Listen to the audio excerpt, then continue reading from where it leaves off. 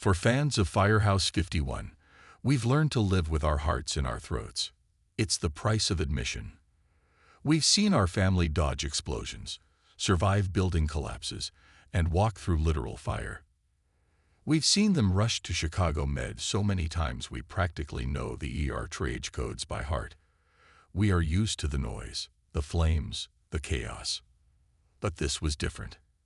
This wasn't a roaring inferno or a dramatic explosion. This was quiet. This was insidious. This was the kind of terror that seeps in under a closed door, the kind you don't see until it's already got its hands around your throat. And it had its hands around Stella Kidd. The call itself, from last week's episode, Season 14, Episode 5, seemed almost routine. At least, as routine as an apartment fire can be. Smoke was pouring from the basement. An oil furnace was the likely culprit. It was a problem, but it was a fixable problem. It was a 51 special. Lieutenant Kidd, never one to lead from the rear, did what she always does. She went in first. With Vasquez at her side, she descended into the smoky basement to find the shut-off valve. It was a simple mechanical task. Get in, turn the valve, get out. But the silence was the first warning. The fire wasn't the real enemy. The basement was leaking toxic gas. As Stella and Vasquez moved through the haze, the air they were breathing was turning to poison.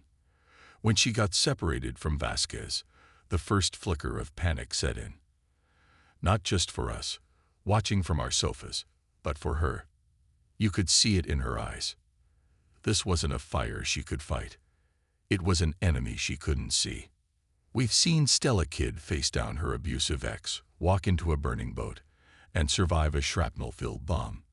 We've seen her command scenes with an iron will. But here, in this dark, toxic basement, she was just a person whose body was being failed by the air itself. And then, the moment that shattered us, Stella Kidd passed out. She didn't fall from a ladder. She wasn't hit by debris. She simply stopped. She collapsed to the ground, alone, as the toxic fumes filled her lungs. It was the tragic moment you felt in your gut. This is how 51 loses people.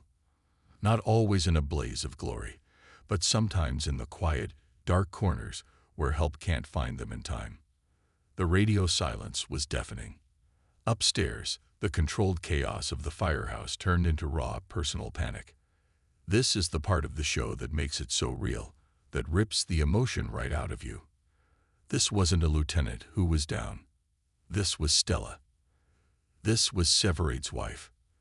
This was Bowden's protégé. This was Truck 81's leader.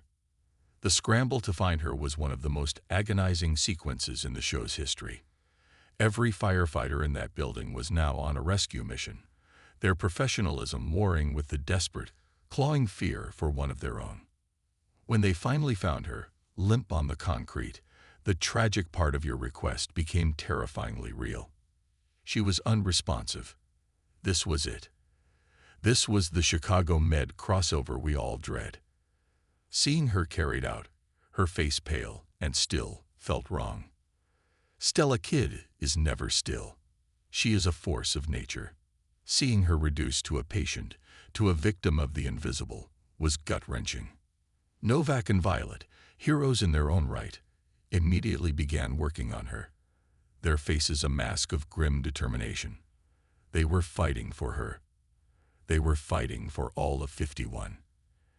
And then we had to wait. That's the cruelty of the to-be-continued screen. It left us for a whole week with that image. Stella, unmoving, being raced to the hospital. Her fate completely unknown.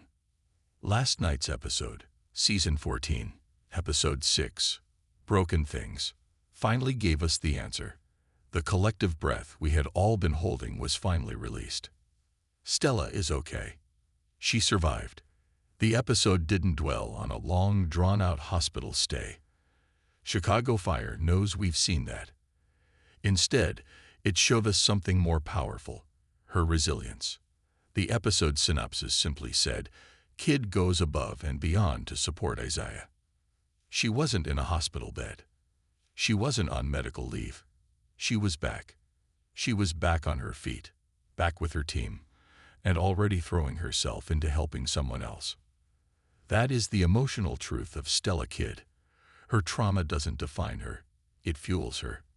She takes the pain, the fear, and the memory of that toxic silence, and she turns it into action. She turns it into compassion. She knows what it's like to be on the floor, and she will spend the rest of her life making sure no one else has to be there alone. This 2-episode arc was a masterpiece of emotional tension. It wasn't just a fire of the week. It was a profound reminder of Stella's journey. It was a terrifying test of 51's bonds. And it was a beautiful, powerful statement on her character. She went into the dark, she faced the invisible, and she came back. She always comes back.